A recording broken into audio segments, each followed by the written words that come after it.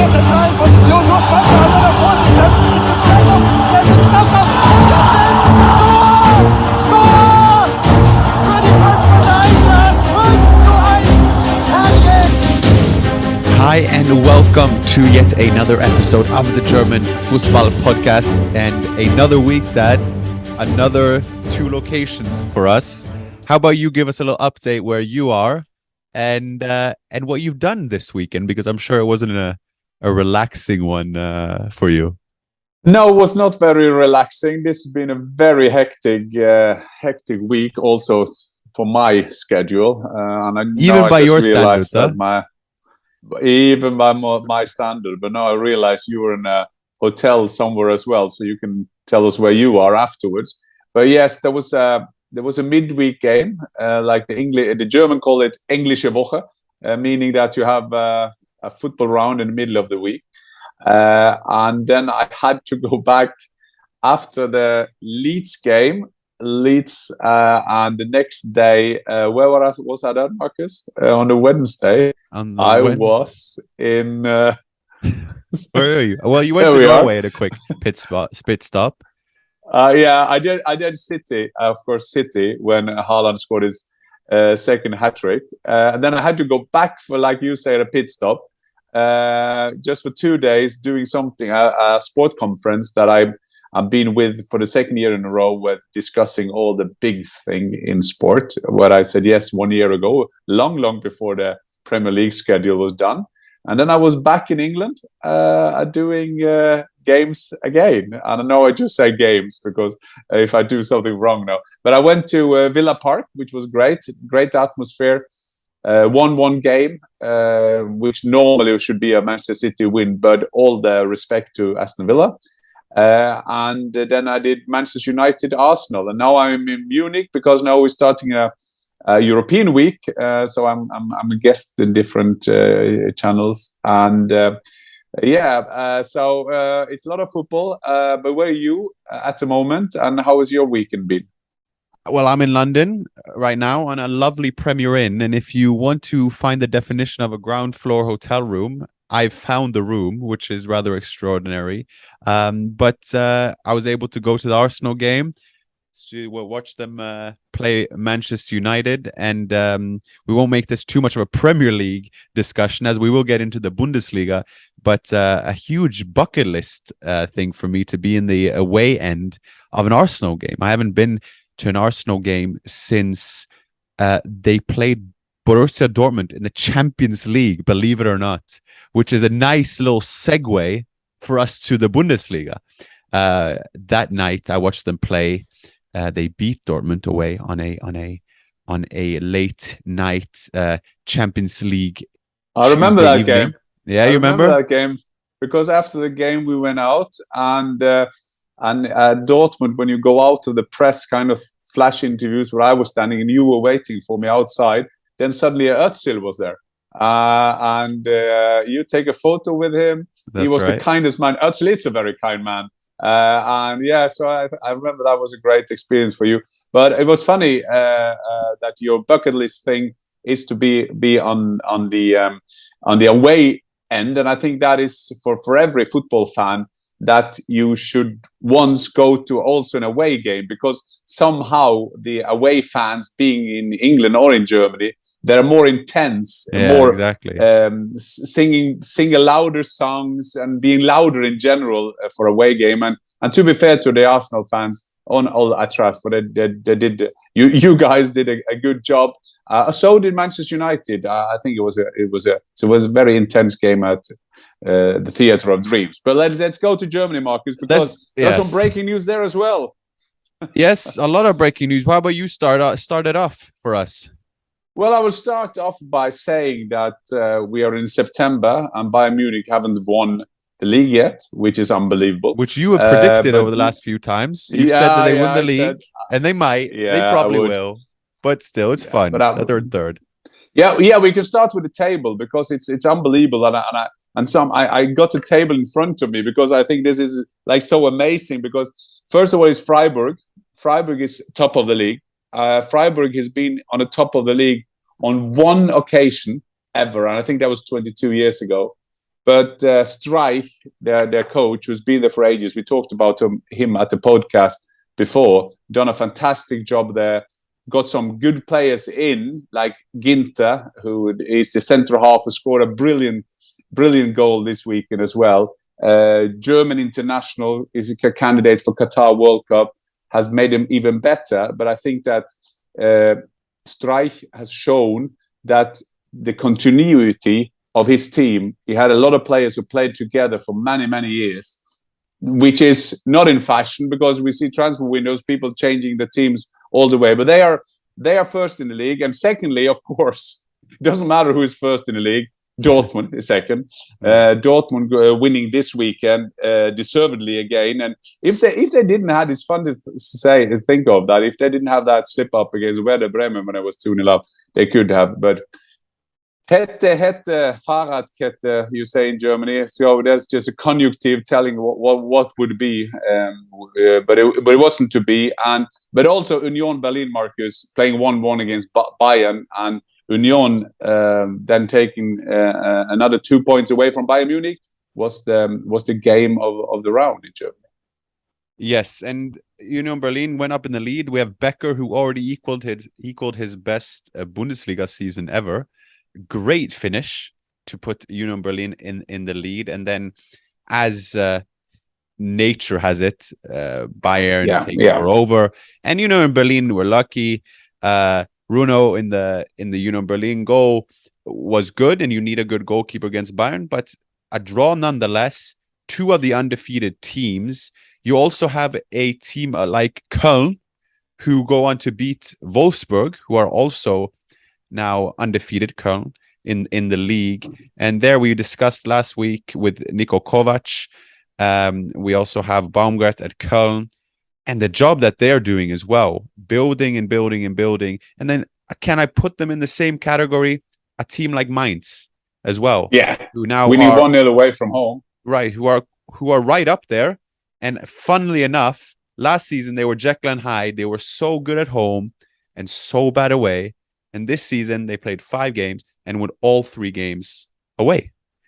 How does How does that come about? No, it's not easy to say that, Marcus. There are actually 2 teams in the Bundesliga who have won all their away games, and that is Freiburg and Mainz. And remember, Svensson, their coach, is a Red Bull coaching school. So we always find these kind of coaches around. I rate him very highly. Very, what are you saying? Sympathetic. What is that in English? Sympathisch.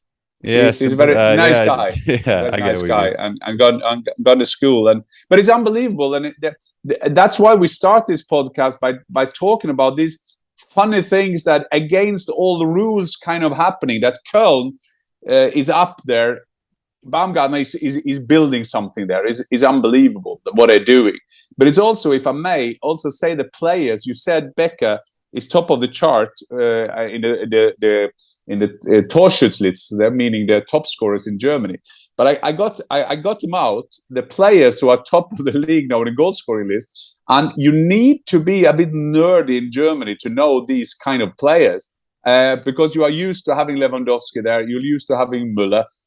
And Kunku from Leipzig is, of course, there. Yeah. He's got four goals. Despite a very poor start for Leipzig. Exactly. And we can come back to Leipzig. And we can also come back to Kovac because you get a feeling at least that Tedesco could be the first one out of the doors in Leipzig after losing 4-0 to Frankfurt. Very important week for him in the Champions League to save him. I think they have...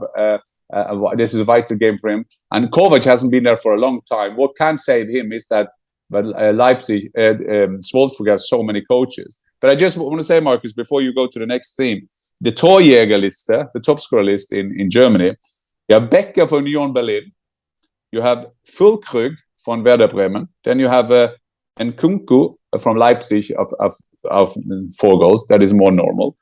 And yes, you have two Bayern players, Musiala and Mané, and then you got Kamada from Frankfurt, Gregoritsch Freiburg.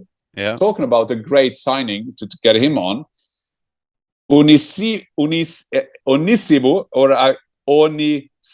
I'm not sure about that. The Mainz player. And then you have Wolfsburg player Metka and Bülter Schalke and Thuram Gladbach.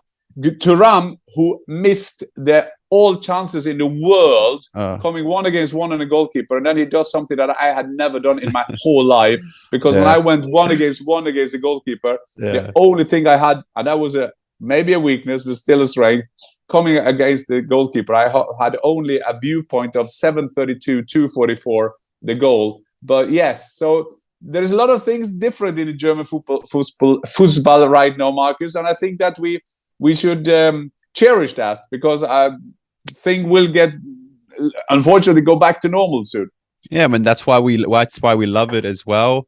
And it was funny with the Thuram one. I thought, okay, he should pass. And then when you say, it's too late to pass, he passes. Absolutely. But Mainz took their chances. Gladbach didn't.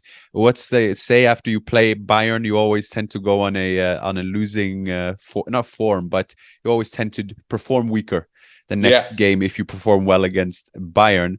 It was Farke's first loss, of course, but at home to Mainz. But I think sometimes when we are talking about performances, we're ending up saying it's bad from the team losing points, but it's a big respect, as you said, Mainz winning 3 games away from home. That's right. And I think I have to redefine me saying let's start with the top teams, or let's start with the top half, because we always tend to, and that's on me, to start with the likes of a Leipzig and a Leverkusen, who are now in the bottom. And let's just discuss Leverkusen and Leipzig, because they have been predicted to be quite up there. We will never cease to stop reminding that they're great, as many others wanted Leverkusen up there. I guessed Patrick Schick as top scorer, and the list goes on. Let's start with Leipzig. A man like Tedesco, reading previews ahead of this season, Tedesco had just won the German Cup. He wanted to delay contract extensions until December. Even though RB Leipzig were willing. Halstenberg came in an interview now. He said, but we still believe in Tedesco's style of play. We want to dominate games and what have you. And sure, they did have the majority of the possession against Frankfurt, but get beat 4-0. Are Leipzig capable of giving Tedesco the sack like they did to a Jesse March after a poor start to the season last season? Yeah, there was a good article in Bild Zeitung. I'm in Germany, so I buy all the papers, all the magazine, of course. And it's quite interesting with Tedesco. Remember, the background for Jesse March. Jesse March came in where they wanted to make March football. I mean, they wanted to have power. They went from Nagelsmann to Jesse March, which a lot of people said, that was not a good idea, blah, blah, blah, blah. And Jesse March had some problems outside the pitch as well, with his family. And I guess the pressure came to him and he wanted to go. So Tedesco came in and steadied the ship. I mean, they went getting into the Champions League and winning the cup, which Leipzig getting a trophy, which gives him credit. But we know how it's like. And Bild Zeitung is today the headline today: Tedesco ahead of job KO. Yeah, and the reason is that one of the persons I rate most in German football is Marx Ebel. Marx Ebel, if you remember, Marcus, remember when we went to Berlin that time many years ago? I remember we went out with Marx Ebel the day before or something. We kind of met him. Whatever, we met him. Very good guy, and said, I need some time out. I have mental issues or kind of stress situation. I overworked. I need some time out. And he tried that for a while. He went on to his cottage, came back, and then he said, no, listen, I have to leave. But now he is the guy. He will come. It's not 100% confirmed yet, but he will come to them. In December, I think. And just a little insight, what type is he and how is he seen upon in Germany? Marx Ebel is one of those good guys building up the fundament of Borussia Mönchengladbach. It used to be a big club. It took them back as a club, being quite regularly in the Champions League. good at recruiting, good at building up his team. There was a period of time that he had a lot of French origin players coming from France, and he took that market ahead of a lot of the German clubs. Good at doing that, and been out for a while. Was also a candidate for Bayern Munich. Said, I don't want to go there.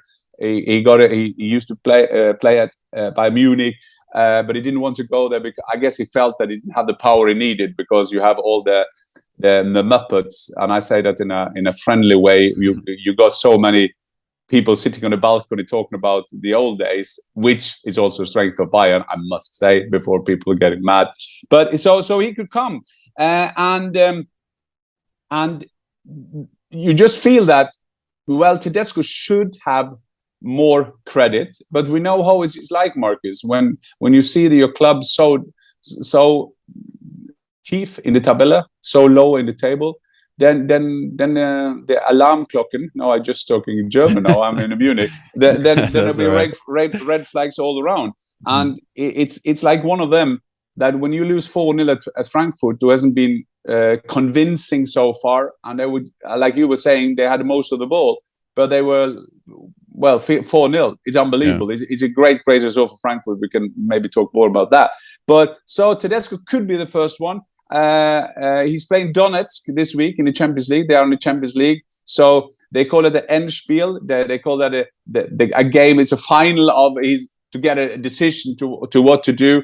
But who will be available, who could get in. So, but also my friend Kovac in Wolfsburg could be on the fire because he's not going after the expectations of big clubs, and it's all over the papers here now. It's all about, they love to write about that, don't they? And fair enough, you know where you go. If you can't take the heat, get the hell out of the kitchen. And that's why we just have to follow what's going on. But it's interesting to see the papers, of course, as in England, when you start with Scott Parker, it's Gerrard or it's Lampard, and here it's absolutely Kovac and our friend Tedesco. And what do they say about Leverkusen and Seoane, if I pronounce that correctly? No, because Leverkusen looked like they were back, and then yes, they play against a good Freiburg. But again, people say, "Oh, when will we see Leverkusen back to their normal self?" But it seems like their normal self is creating chances, and then being weak on the counter and conceding. And yeah, I would say, Marcus, that Leverkusen is together with themselves, good or bad. Because when I've been through all the magazines, all the sports magazines, all the papers, but it's not like someone going after Leverkusen, and then maybe it's the strength and the weakness of that team. I wouldn't say nobody cares, because that is not right, but it's like it's so more exciting to go about the big teams where there always is theater, there is always intrigue. Leverkusen will come back. I rate Simon Rolfes. He took over from Rudi Völler, former Leverkusen player, and he will get them back. And so there's not been hunting him yet. I think he's happy that Tedesco and Kovac get all the criticism. But when you do look at the table here, Marcus, when you see them, they have I guess it's 3 points. 3 points in the table. I mean, that is. One game they won and lost 4. Mm-hmm. But I think Leverkusen will be back, but they have to get back soon, because what we do know in Germany, they are even more impatient than in England in the English Premier League. So they have to get back soon to their normal form. Let's move on then to Eintracht. We asked the questions a bit carefully. We said, are Eintracht back after winning against Bremen? Bremen have played 5 games, only lost 1, and they won away to Bremen 4-3. A more convincing performance. They go and beat now Leipzig, which is now a bottom half team, as opposed to what we've stated before. 4-0, just in time, it seems, for when the Champions League starts. They're picking up points. A Götze who just has this quality. Yeah, in a couple of those goal situations as well. So I asked you, Dad, are they back? just Marcus, as you're saying, because we are sitting in a hotel room now, so you can't have your Frankfurt shirt on. But as we're just saying that they are form ahead of the Champions League, just make what is unbelievable in that club.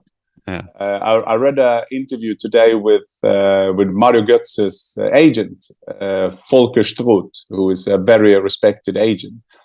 And he said, he was talking about the different things. And he said, first of all, Mario Götze, we have a dream. I had a dream to take him back to the Bundesliga. I said that to him on a birthday he had. We take you back to the Bundesliga and you get to Qatar World Cup and you score the winner again in the World Cup. That is my dream. And then he was also asked about Kevin Trapp. He's also a client of him. And he said, because he was linked to Manchester United, and we don't know the details, we just know the side from Volker Struth. But whatever he said, well, what's going on in Frankfurt at the moment is unbelievable. I mean, the city is upside down. They have in a period of end of May, coming now September, they've been through all the motions in the world. I mean, they won the Europa Cup League. They played against Real Madrid. They lost like 100-0 at home in the first game, but everybody thought they will send Bayern with a Lederhosen out. They will have no chance against Eintracht Frankfurt. Then they play Super Cup against Real Madrid.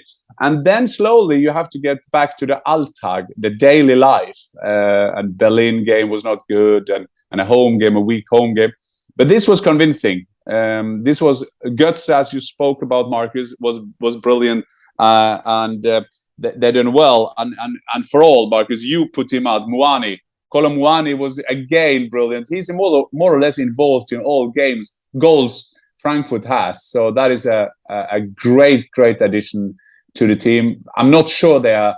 I can't say that. I mean, if you have a look at the table, you just see the goal difference, 11-11. Mm-hmm. That doesn't speak about people being fragile on the nerves. I mean, because that you feel they can concede, but I'm sure that Kevin Trapp is very, very happy that he didn't concede against a Leipzig team and got some potential goal scorer in their team. But 4-0, very, very convincing and very important for them, because Oliver Glasner is a coach. I like to have a solid fundament going forward, then naturally also a fundament that his way of attacking is brilliant. And so this was a great game for them.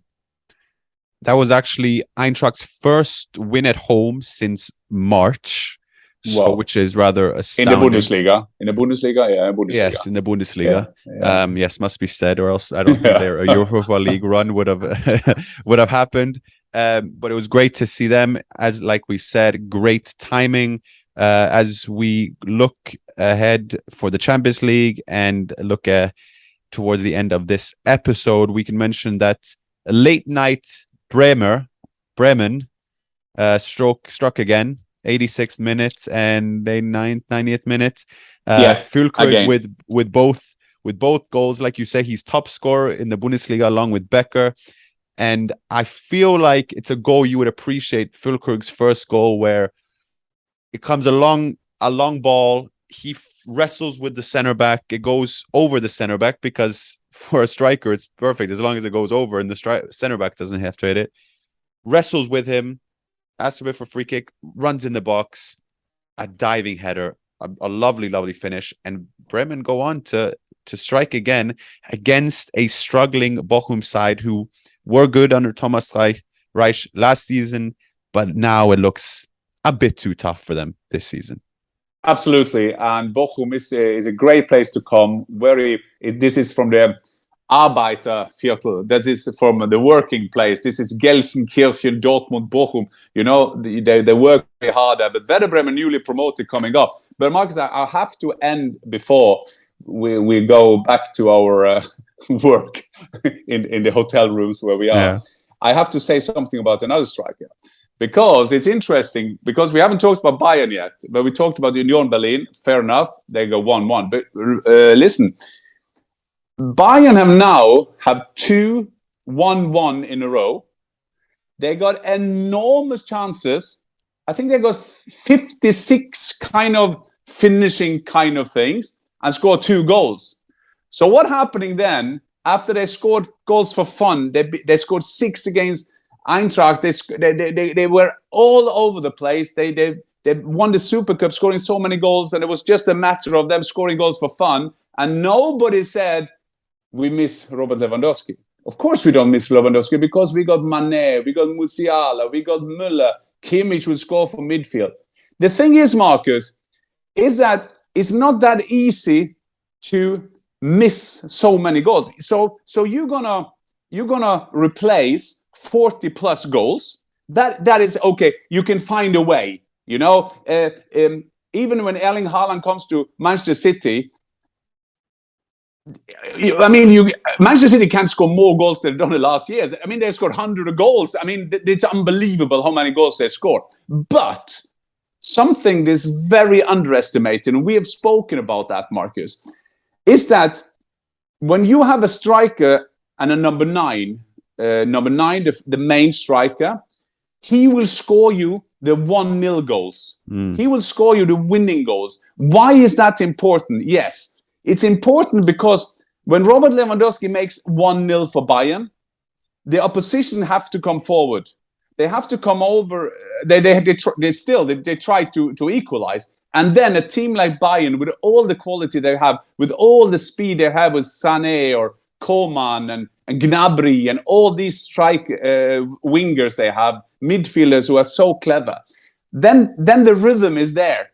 We score 1-0. We have that man who scored 1-0. And I saw a stat here. They're saying that last season, Robert Lewandowski either equalized or scored the leading goals 14 times. 14 times, that is. And that just give you the rhythm. Mm-hmm. So at the moment, Bayern is lacking that rhythm. They have to find the rhythm, and they have to do it quickly, because as we are speaking Monday night, in 2 days' time, they're playing Inter in the Champions League. So they have to find that rhythm. And of course, the German journalists, they do their homework, because you can't keep on praising Bayern and Brazzo and Kahn till the end of the day, because they're just waiting for that chance. So they will ask Nagelsmann, so do you miss Robert Lewandowski? And Julian Nagelsmann get a bit annoyed. I will probably be. You will probably be. You score goals for fun the whole season. So it's starting a bit. And as they're saying, this is something, as they're saying with deadline day, I would say this is sometimes we should follow. There's something good happening here, because they play without the number 9. Mané is playing an in and out striker and is doing fantastic for them. But still, they miss this rhythm. So it's going to be interesting to follow that, because Bayern got all the ambitions and would be one of my favorites to win the Champions League. But this kind of rhythm that they had with Robert Lewandowski is lost at the moment. And they have to start getting on the winning streak again. I think maybe they just need Choupo-Moting back, and then all problems will be solved, or not. Unbelievable. I won't say luckiest man, because you have to earn your right. It was at PSG, it was at Bayern. But I have to, just to the end, Marcus, I just have to say, talking about Mané, I read an article about him. Sunday after the game in Union Berlin, Bayern had an open training session. Around 1,000 people. They do that in Germany often. I love when the clubs do that. He was writing autographs, Marcus, for 105 minutes. He was just standing there, writing autograph, being kind, making selfie. A lot of the Bayern player did, but he, of course, the main man, and he was just standing there for 1 hour and 45 minutes. I mean, you have to love that player. He's becoming a Bayern ambassador, a Bundesliga ambassador, after just a few months here. And on the topic of good feel stories, and we'll end it with this, is that in Hertha's first win of the season, away to struggling Augsburg, the second goal in their 2-0 victory was scored by Richter. And that was his second game back after 55 days after being diagnosed with testicular cancer, which is probably the story of that Bundesliga round. So I think we'll end it on those two good feel stories, Dad. You are in Munich, and have just to conclude, you have what games this week? I will do a discussion program at Sky tomorrow where we discuss all the Champions League games. I always look forward to that. Great guest sitting, just talking football for 2.5 hours. We just missed the smoke and we're back to the 70s where we have cigarettes sitting there. It's like old-fashioned great television. And on Wednesday, I'm doing in Austria with the Servus TV. We are doing Inter against Bayern, which I look forward to because that is one of those games. And remember, tomorrow in Salzburg, I can't be there, but I'm so close. But that is a great game. It's Red Bull Salzburg against AC Milan. It's also a great game. And as you know, Marcus, as you do and everybody else, but I work with Champions League for like 20 years. I love Champions League, and it's so good to get it going again this week. Very good indeed, and we'll have several other German teams involved as well. Amongst them, Eintracht Frankfurt as well. That have a fun time at the cigar smoking program tomorrow, and in Munich or in Salzburg on Wednesday, and then we will be back in a week with yet another roundup of the German Bundesliga. Thank you. The German Fußball Podcast. Genau. Auf Wiedersehen. Genau. Ciao. Thanks for watching, and please subscribe. And if you have any comments, any issues, themes that you want us to discuss, give us a comment and we always reply to that. And if you know something that we don't know, which you probably do, just give us a shout.